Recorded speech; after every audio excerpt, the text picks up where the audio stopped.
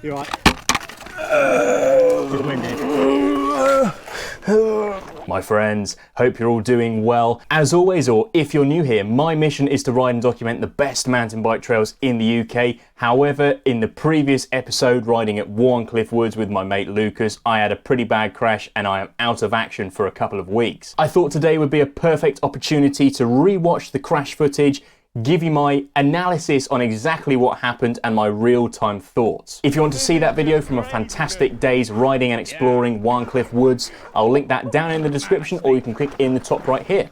So this was the last trail of the day. We were riding down Steve Pete's Steel City downhill track. What a fantastic trail. Never ever ridden it before.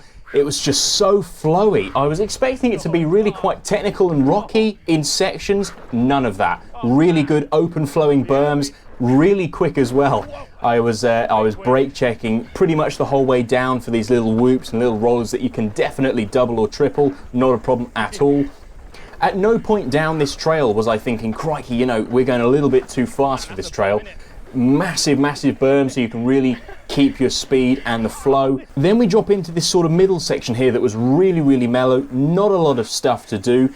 The whole way down this trail there were sort of alternative black lines that you could do, but this trail was listed as a red trail. Then we get down into this section where all the magic happens, all the disaster happens. Now, I should have stopped here. When Lucas was pulling off to the left-hand side, I should have stopped. I didn't want to because I was just so enjoying the flow of the trail and I was excited to see what was coming up next. Had I had pulled over to the side, none of what happened next would have happened.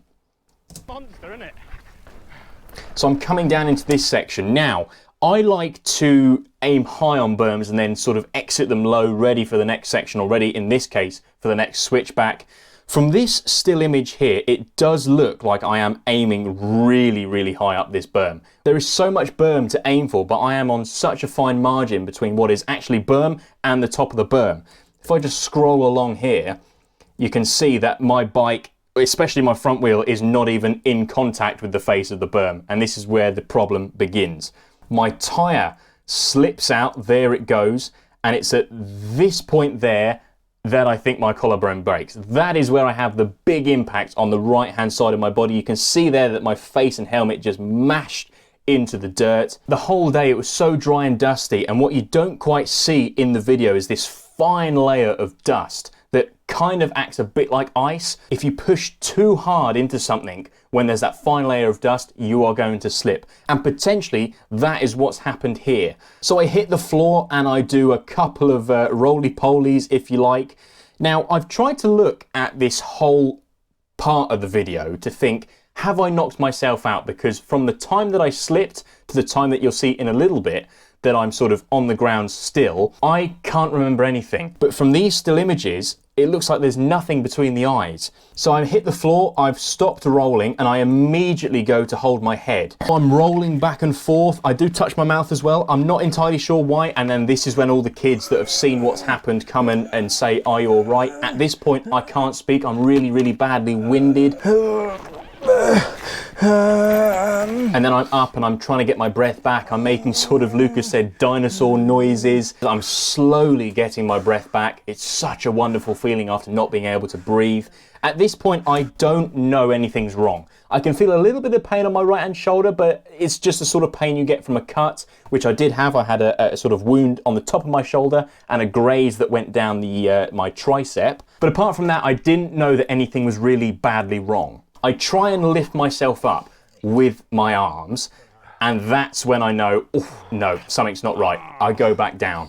What a lot of people don't seem to realise about broken bones is that it's not necessarily painful. The pain in this instance was coming from the cuts on my arm, not the broken collarbone. In this instance, the actual pain was coming from how numb that area was becoming. This is when I know I've broken my collarbone.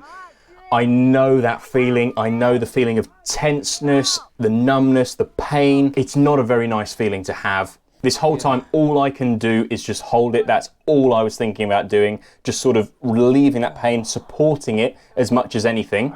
The right-hand side of my hip really did hurt.